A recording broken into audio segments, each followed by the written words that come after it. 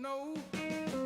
Pick some winners and then we say, let's go. So come on. Happy Thursday. Welcome into a live edition of Betting Weekly Hardball. I'm Doug Kezirian alongside Albert Nguyen, also known as Analytics Capper, on this relatively light card on the diamond. 9 games in baseball, which we will get to, maybe even touch on some futures awards voting and / betting. A lot to get through, including a game going on right now. Good to be with you, Albert. Yeah, I'm excited to jump on this show with you. 9 games is a lot, and I know there's football and obviously the W tonight as well. But they're all these tickets cash the same, and I do see a couple good spots tonight. Ooh, like professional tease out of you. We're going to get into every single game coming up. You mentioned the W about an hour from now, Betting Weekly Fast Break. Wes Reynolds will join me as we have 4 games, I believe, in the W tonight, coupled with the actual implications and playoff seeding, even though we do know all 8 playoff teams that will begin action on Sunday. But we'll get to that in about an hour. But let's hit the diamond. Right now, Baltimore and Pittsburgh, middle of the 4th, 2-2 game right now. So they each got a run in the first. Looked like the game was trending over. Well, the live total is now back where we started at 8.5. So this Pittsburgh team that could only give Paul Skeens 1 run yesterday was upset in that fashion, and they've actually only scored 8 runs total in their previous 5 games, and they were all 5 losses. So they head to the bottom of the 4th. O's right now are favored $1.62, so that I would lean there. Any read for you on this right now? No, I mean, full transparency, I haven't followed the first couple innings here. I'm gonna do it while we're on this show here, but as of right now, no real leans. Pittsburgh is not a team you want to back right now. They're just not hitting the ball well. They're not manufacturing any runs. So although the live total, like you mentioned, is 8.5, it's hard to see Pittsburgh getting 3, 4, or 5 runs to help that over. Especially with a putrid road record, 22-49, just horrendous. The Rockies, the only worst record in the National League on this interleague matchup. Do any want a piece of the $1.48 now for the O's? I mean, it's because there's 2 outs now, bottom of the 4th, so that makes sense. We're about to get up to the Pirates side, but no, I would say hopefully this is 2-2 at the end of the 5th inning, and then that's when you kind of can play with kind of the bullpen there. And I would lean Orioles just because I'm a little more confident in their hitters as opposed to Pittsburgh's. First 5 total was 4.5. This game was 1-1, then 2-2, top third, and it could get under 4.5 if this holds true as we could be heading to the 5th. So we'll continue to monitor this game. Starting in about an hour from now, we have the Rays visiting the White Sox. Tampa was, frisky for a while. They've lost 4 of 5, though. Rubber game of this matchup on the south side of Chicago. Ian Seymour going for the Rays. Shane Smith going for the White Sox, a guy I was backing earlier in the year, was a good underdog value, things like that, but hasn't quite been the same as when he started out the season. I got nothing on this game. Frankly, I like the White Sox at plus money, if anything. Yeah, I was on the White Sox in both of the games to start out this series. So I went 1-1, a little small profit there just because both of them were underdog bets. But Ian Seymour is sneakily pretty good. I don't know if you've dove into his numbers yet. He's a relatively new starter for them. He's pitched 2 games. He's 2-0. Both games he went exactly 5 innings, averaging about 75 pitches in those 2 starts. But it went. He only gave up 1 run in those combined 10 innings. So he has shown the ability to pitch lights out. Obviously, it's a very incredibly small sample size, but he's facing the White Sox today. That's a step down in terms of the lineups that he saw before. He saw Washington's young players, young studs there about a week ago, and then before that he saw the Guardians, who were actually rolling at the time. So Ian Seymour, I think there's a little bit of value there with Tampa Bay, but I'm with you. I'm not going to lay any money on this game just because it's 2 bad teams. 2 bad teams, and there's different sort of approaches this time of year. Some teams get hot, right? Even though they're not playoff bound, some teams can get hot and just play sort of effective baseball and good baseball, kind of get a second wind, if you will. That's what I thought the Rays were doing as recently as a week ago. And they were sort of a bet on team, but they just they don't have any dynamic bats. They have solid bats. And so they're a fun team to back at times. But if they don't have the right pitching and on the road, there's just no need to get involved in this game. So a hard pass for that game. But much more marquee games coming up in a little bit. Astros and Blue Jays, battle of a couple division leaders right now. Houston leads the AL West by 1 game. Toronto, the AL East by 3 games, but over both Boston and New York. So Jays are $1.57 with Kevin Gausman on the bump. Javier going for the Stros.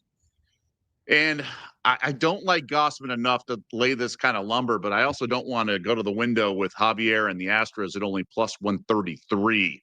What say you? Yeah, it's not just Javier, it's that Houston lineup. They made a lot of changes at the deadline, some really good moves, right? Bringing back Correa. Jordan is back as well, but for some reason, their lineup is struggling right now. They've only manufactured 3, 3, and 2 runs in their last 3 games. That's not very good for, this payroll and the names there that are hitting. I would say this, both teams, like you mentioned, are leaders of their division, but they're really struggling as of late. Houston, I believe, is 4-6 in the last 10. Toronto's playing 500 baseball, 5-5 in the last 10. Prior to Gausman's, recent win on the 5th when he beat the Yankees, I think he was on a 4 or 5 game losing streak as a starter. So there's no way I'm gonna, lay that amount of money on Gausman, who I need to see it a few more times, a few more games in a row where their quality starts before I can invest my money in that. So I would say it's a layoff here. I think there's a potential buy low opportunity for Houston. I don't know if it's this game or maybe sometime in the next series or maybe a week or 2, but there's too much talent on this team to play 500 baseball. And they know that the Seattle Mariners and Texas Rangers are just, nipping at their heels. So they're going to turn it around soon. I'm trying to find that good buy point and just ride them into the rest of the regular season. So do you think there's that much talent on the Astros? I think their lineup's top heavy for sure with Alvarez, Correa, things like that. But the bottom half leaves a lot to be desired. So do you really think it's that good of a lineup? I mean, I'm a big Pena fan. I think Altuve kills everybody in the AL West. There's definitely some depth here. I mean, you don't have Bregman, you don't have those guys in the last few years that brought them to the title runs. But this is still a good team. I think they are at a disadvantage when it comes to manager. It's not the same as before, and so there's a lot of reasons to sell this team, but I would push back a little just because I do think they're going to make a run. And when I say make a run, I think over a span of 10 to 15 games where they win 70%. And I'm trying to find that point right now. And it could very well be tonight. It could start tonight. Right. So I believe that's a rubber game of that series. So we'll see what transpires out there, but that'll be on MLB Network. Pretty high profile game. Similar situation in Philly with the Phillies hosting the Mets. Luzardo on the bump for the home team. Peterson going for the Mets. This game on Fox. So national television, fighting Phils, going for a 4-game sweep. Mets came in with some, optimism after taking care of them in New York and in Queens. But the Phillies take all 3 games so far to start the series. Phillies got the best home record in baseball. I talked to both Chris Massaro yesterday and then Wes Reynolds 2 days ago about that stat and how much that impacts handicapping. Phillies, understandably, a favorite, but this feels a little on the low side, although I typically like backing Peterson. Yeah, this one's interesting. If you were to look at the screen, if you were to follow the line movement, the money, the tickets, things like that, I think it's a pretty loud Mets read, in my opinion. The Mets, like you mentioned, not only have they lost 3 straight against the Phillies, Doug, they've lost 5 straight overall, right? They lost the last 2 games in that Red series. And then I think they've lost 6 out of 7. So they are definitely a team that's moving in the wrong direction at the absolute worst time. And, it's their bats again. I think the fact that they're losing to the Phillies in blowout fashion, 11-3 last night, 9-3 prior to that, is really demoralizing for this team. And, I've mentioned this a few times in previous shows. I was ready to back this team once the postseason began. I just like their talent. I think there's a lot of depth. Juan Soto, who didn't make the All-Star game, is actually having one of the better seasons we've had in the last 25 seasons. I just felt like this was the moment for them. But for tonight, I do think it's a Mets read.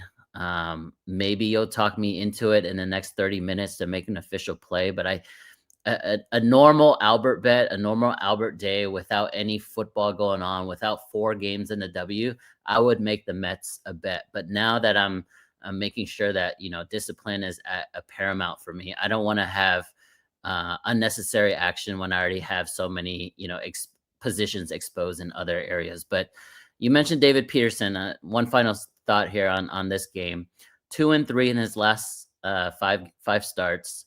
Lucky 7.77 ERA in those 5 games, only averaging 4 1/3 innings. He's not pitching well, but I think he is a great candidate to buy low for, because you would expect that offense, that very, very, high payroll, high octane offense, to come around eventually. Hopefully it's tonight against the Phillies so that they don't get swept. But the Phillies are a team that are just really, really clutch. And it's not just Schwarber, it's that entire team. It's hard to go through that vaunted, Trey Turner, forgetting his name. Trey Turner, Harper, and everyone. Yeah, Bryce Harper, obviously. Like, it's just a really hard lineup to, like, go up 3 up and 3 down. So it's one of those teams where, even though it's a Mets read, in my opinion, it's still scary to bet against a really good Phillies team. Pirates had a runner on second to lead off the 5th, but they do not score. So we head to the bottom of the 5th, still 2-2 at Camden Yards. That live over under now 7.5.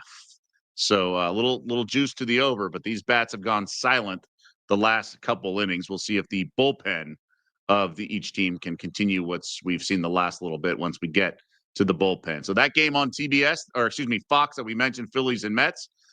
Tigers and Yankees, Detroit going for the 3-game sweep in the conversation. The Crooked Chef says, Tigers on fire.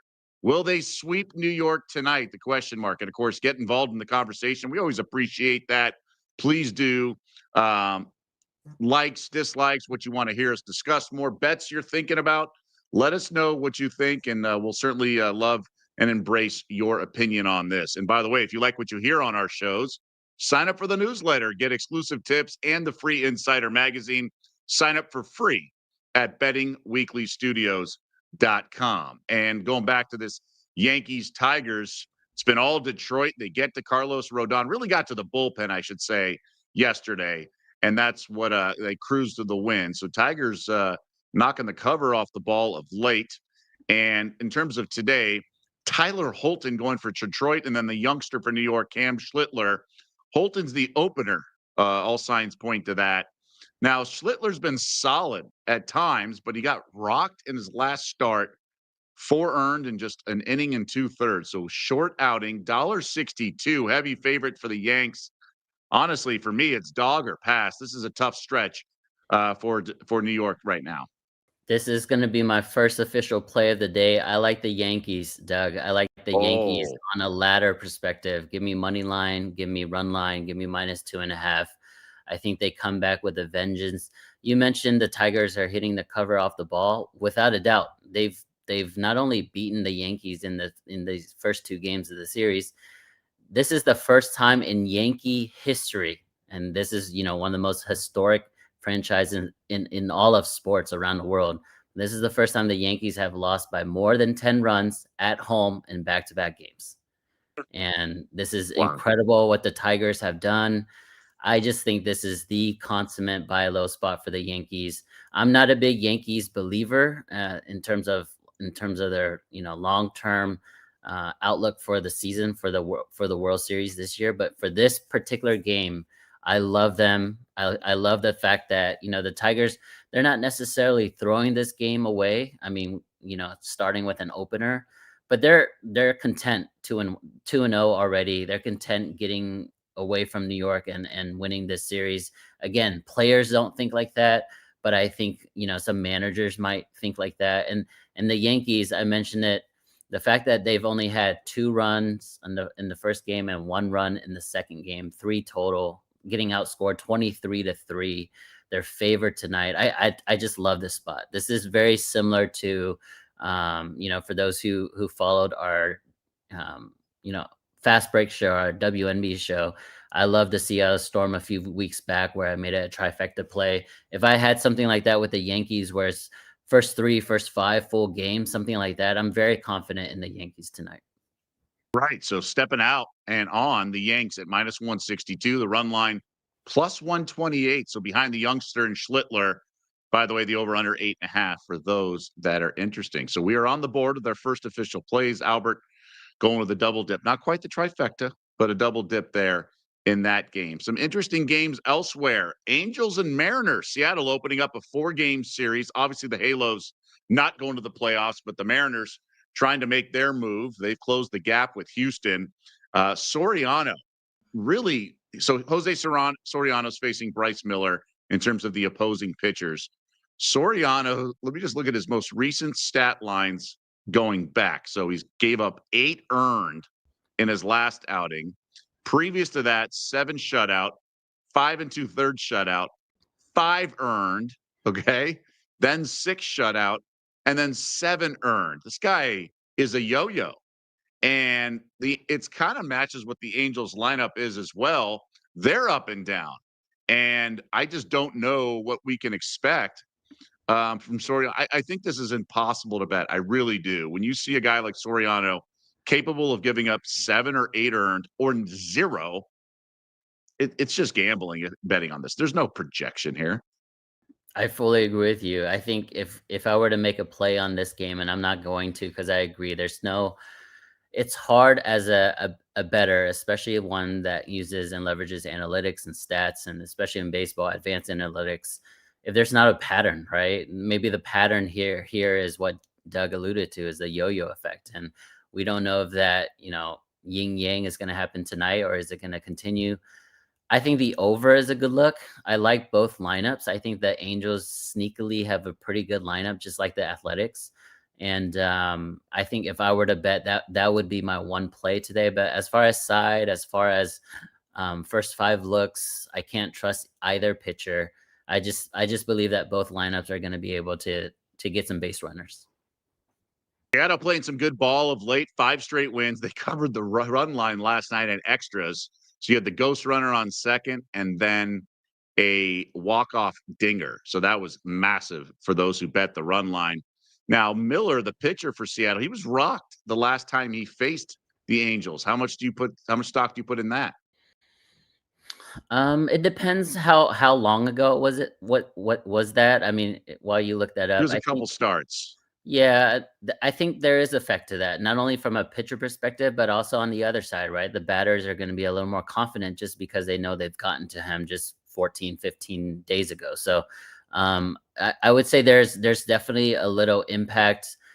I don't know if that's going to be shown already in the betting markets. I think it's more mutually exclusive game to game. But for me, I think it just plays into the fact that I like both lineups and I see a lot of runs.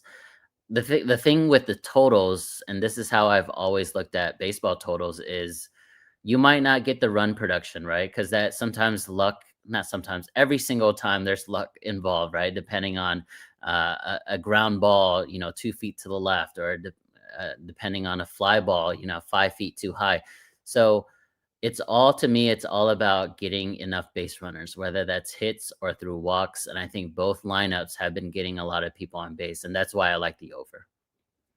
And that's key in baseball, right? It's about cluster hitting. And you can get runners on 2 out. Singles don't do much damage, but the cluster hitting. So there could be regression, both positive and negative in that regard, if you like one of the bets. But it was 4 starts ago, I should mention, for Miller the last time he faced the Angels. So keep an eye on that game. Mariners are finding ways to win, right? Nice job across the board. Also, want to tell you about some other great shows we have on the Betting Weekly umbrella, or under the umbrella on the Bet Rivers platform.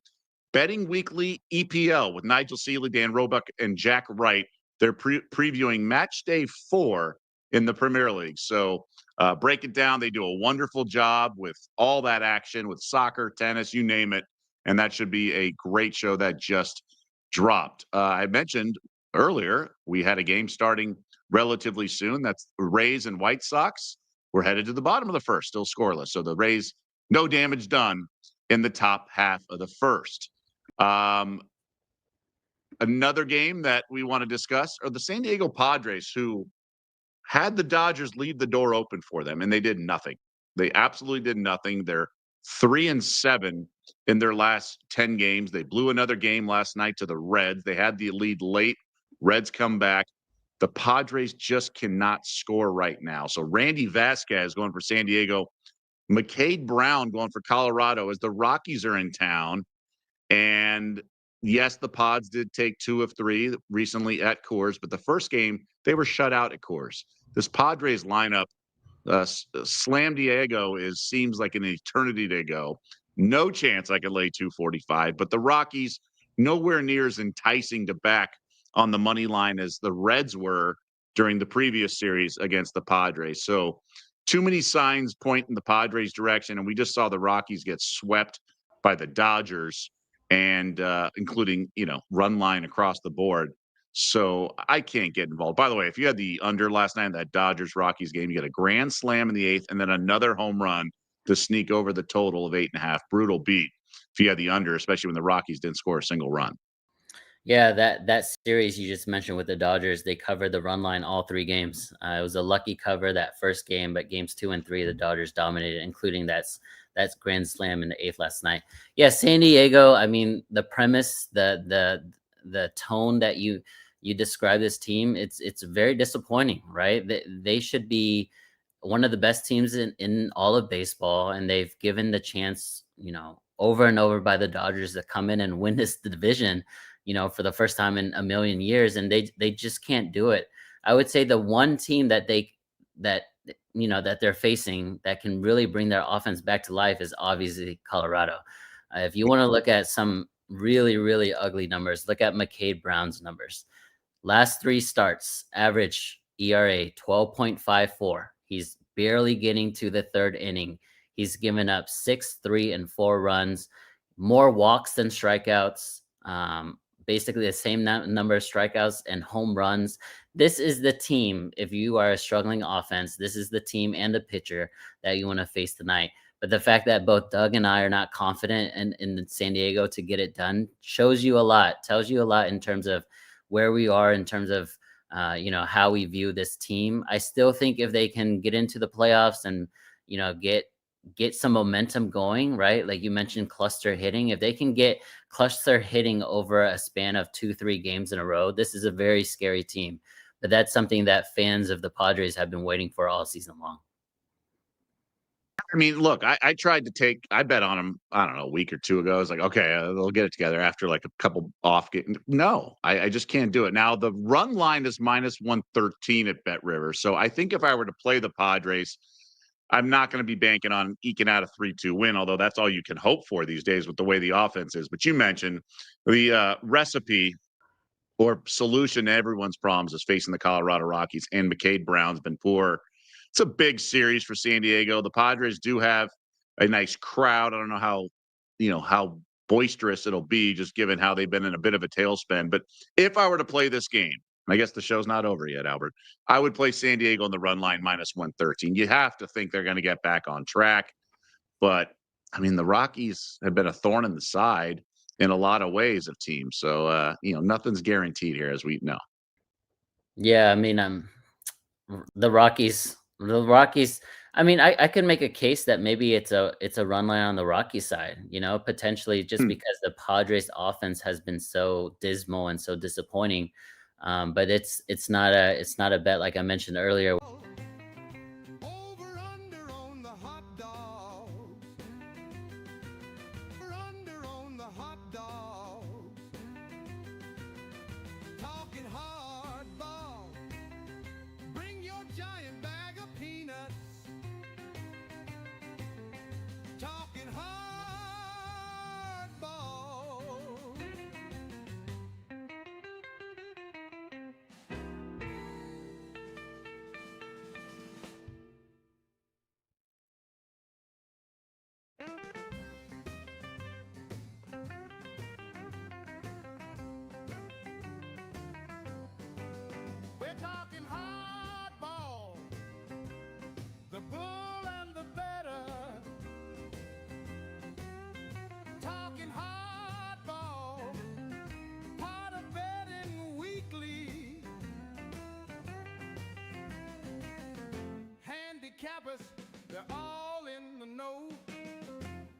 some winners and then we say, let's go. So come on. It's time to watch the show. We're talking hardball. Ken Griffey's grotesquely swollen jaw. We're talking hardball. Over under on the hot dogs. All right, had a little technical difficulty. Back with you, talking some more baseball on this Betting Weekly Hardball show. Marlins and Nationals, not the highest profile game, Albert, but, interesting stuff. The Marlins were the toast of the town, middle of the season. I was backing them a lot. I thought they could even make a playoff run maybe, or maybe they had dug themselves too big of a hole. But the Nats showing signs of life as well. They had won 4 straight, although that win streak snapped yesterday. Mackenzie Gore on the bump for Washington. Ryan Weathers for the home team. Yeah, this one's tough. Mackenzie Gore is a very talented pitcher, and then the offense that is backing him they're also very young and talented. But I would say the value here is on Miami. I've liked Miami now for the last couple weeks, even during this downturn, if you will. But if you look at the actual head-to-head matchup of the pitchers today, I would argue that Miami has a distinct advantage with Weathers. Last 5 starts, he's 2-3, but 2-3 as a Miami Marlin is actually not bad, to be honest. ERA 3.28, averaging about 82, 83 pitches a game. Prior to this last game, where it might have been either fatigue or injury, but he only pitched 3 innings in his previous start on June the 7th. Okay, he's coming back from injury. That's why. That's what I thought. Yeah, so the last time he pitched was in June. It's going to be hard to see if there's, the whole rest versus rust discussion. But I would say Ryan Weathers, if he's fresh, if his arm is lively, I would definitely, monitor the first couple innings. I would like to ride this guy. I think him and the Marlins are going to provide good value for the rest of the year. Right. I like Mackenzie Gore. I've bet on him a couple times, but this Marlins team 2-7 in its last 9. Need to be careful there, but certainly opportunities. And I have no problem backing a team that, out for the playoffs or whatever. The White Sox get on the board in the bottom of the first, and it's now runner on first, 1 out and 2-0 Southsiders. So Shane Smith and the White Sox were small underdogs, plus 112, I want to say. And they now have the lead, still batting bottom of the first, 2-0. We're still 2-2 in the 6th now. Pittsburgh does have the leadoff runner on first base, so we'll see what transpires there. But that over-under has dipped to 7.5 after it reached as high as 9.5. Closing on the game line was 8.5. We do have one more game to get to. This one should be interesting. Kolek going for the Royals as they visit the Guardians in Cleveland. Gavin Williams going for the Guardians, who are on a little bit of a roll. So they've been playing some good ball. And that's the game I skipped earlier accidentally. But yeah, I mean, this is a team that's, I believe, they had won 5 straight. They did lose yesterday. And these two are wrapping up a 4-game set in the land. I understand that Cleveland's favored, but I don't love it, but I don't want to back Kolek and the Royals either. Terrible bullpen. If I liked him, we've talked about it earlier this week with Chris Massaro. Just if you like Kansas City at all ever, just bet the first 5.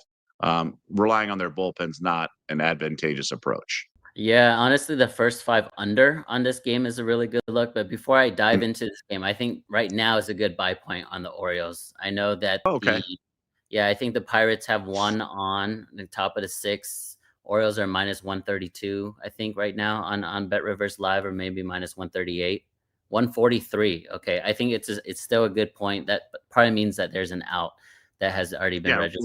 One out right now, runner on first. Yeah, got it. Yeah, so I like the Orioles minus 140 live there. As far as the game you mentioned with the Guardians, I think Doug broke it down perfectly. It's hard to back both teams, honestly, when you factor in the bullpens. But if you just look at their first 5, the starters, they've been quality. And a lot of the overs that both teams have hit is because of how bad the back end of that bullpen is. So I would say this is a potential game where you can bet the first 5 under and it goes really well. You can live bet the over, because both bullpens are staffs that I don't really have confidence in. And the other potential, live betting in this game is whatever team is down after 5 innings, you bet that underdog, and they're much better than that number expected win value ratio is, because it's closer to 50-50 just because the bullpens are that bad. So let's say the Royals are up 3-2 at the end of 5. I would live bet the Guardians there at plus money. There's a lot of value in that. All right, love it. That's minus 132 at 4.5 runs. So the first 5 total, 4.5 at Bet River. So it's a little higher than most game totals at that number of 7.5 are, but it's minus 132 to the under. So juicy, but every half run is so significant on a first 5 total that is certainly worth considering across the board. I have no plays right now, Albert, and I'm a little disappointed. And I feel like shortchanging the public. So Well, I don't know. we have a few go ahead. minutes left. Yeah, we have a few minutes left if you want to dive into some of the futures. I mean, you are Mr. Futures, Mr. Value there. So I'd love to hear some of your thoughts. Yeah, I went 1-0 on yesterday's show, so I was pretty excited with that. Chris had the Orioles against the Pirates, so he was able to seize the opportunity. I feel like back in the Phillies, just to keep pounding this Mets team. But like you mentioned earlier, I do like the Mets in general. I've bet on them a couple times. So they're a team that I think has good sort of upside and good ceiling with those big bats in the lineup. But it's just tough to get, super involved because the Phillies just been so dominant at home. Schwarber gets the big hit and things like that. I don't know, man. I like what Amish Farmer. He's backing you. He says the Yankees minus 1.5 runs on 9/11. That's interesting. Will they little bounce in their step with the 9/11 anniversary? That's something to keep in mind. Worth mentioning at least. And yeah, nothing worth playing for me. You know what? I'm going to go Padres run line. I'll do that. The Rockies are the prescription for anyone's hitting woes. Padres run line, so that's minus 1.5, minus 115 at Bet Rivers. I think they have to get back on track. Never say never, but at some point they do have to get back on track. So I'll do that. Home team, which you don't love doing, but it's the Rockies. You got to make exceptions to the rule whenever they're involved. So minus 115 is how I'm playing it on the run line. Doug, looking at the MVP futures market right now, there's 2 front runners and they're justified, right? Aaron Judge in the American League as well as Shohei Ohtani in the National League. Do you see any value on the second favorite in either league? Cal Raleigh at plus 230 at Bet Rivers right now, or Kyle Schwarber, who already has 50 home runs at plus 2,500? I do with Schwarber. I do. I obviously it's massive if he can get to a round number like 60. I think 60 would win him the award just because the Phillies have been good and the Dodgers have not. Dodgers may not even win 90 games. They were talking about it. I think the Bull and Massaro were talking about it the other day. I mean, how effective has his pitching been, right? He goes 3 innings. He's been great offensively, but if Schwarber's knocking the cover of ball and continues to do that, and let's say he makes a run, even gets to 55, I think it's worth 20. I think at 25 to 1, that's worth a play for sure. I would, we were talking not too long ago about taking 8 to 1. Yeah. So this is not, 1 to 100 on Ohtani is ridiculous. No way I'd lay that. What about you? No, that makes sense to me. I'm looking at the stats right now. So when it comes to purely home runs, we have Schwarber at 50, Ohtani at 48, so only 2 behind. But he basically has 30 more RBIs than Ohtani. He has 10 stolen bases. Ohtani only has 18 this year after having 50 last year. So, from a hitting perspective, Schwarber is right there. Obviously, Ohtani has a better average. He's going to have a few more hits just because he gets on base so well. But I think some of the points you made, like Ohtani, yes, he is pitching, but how good is he really? Although for this team, Doug, I would argue those 3 innings is actually really important for the Dodgers, right? Just because their pitching has been so disappointing so far this year. He's hurting their bullpen. The fact that he cannot be an innings eater, he gasses the bullpen. I don't know. The flip side is maybe he's the reason they're in first place and not second place, right? He's hit so many big. I think what's happened is the reason Schwarber's gone up to 25-1 is that Soto's now in the mix at 30-1. What do you make of that? I think Soto's having a phenomenal year, but the fact that the Mets are 3-7 in their last 10 and they're losing to the Phillies right head to head, it's not a good look. I would Right, rather you can't have win. Schwarber at 25 as opposed to Soto at 30-1, 50 times out of 50 times. Yeah, no, I agree. I don't think Soto can win. I mean, you obviously get the bump in a market like New York. Philly's no small market, but you know what I mean. New York gets some buzz. I agree. I don't think that does enough. I mean, they're 10 games out. And look, in a vacuum, he could win it from that position. The statistics, like Trout won it when the Angels only won 81 games. But there are other candidates on first place teams. Therefore, that's why I don't think he can win it, because there are other good options, and voters will just side with that. And I mean, Schwarber, he's been great, and I think he's going to be one of the more underrated players in the last 5 to 7 years. But he has players that people would deem better than him on his own team, right? Trey Turner and Bryce Mm. Harper.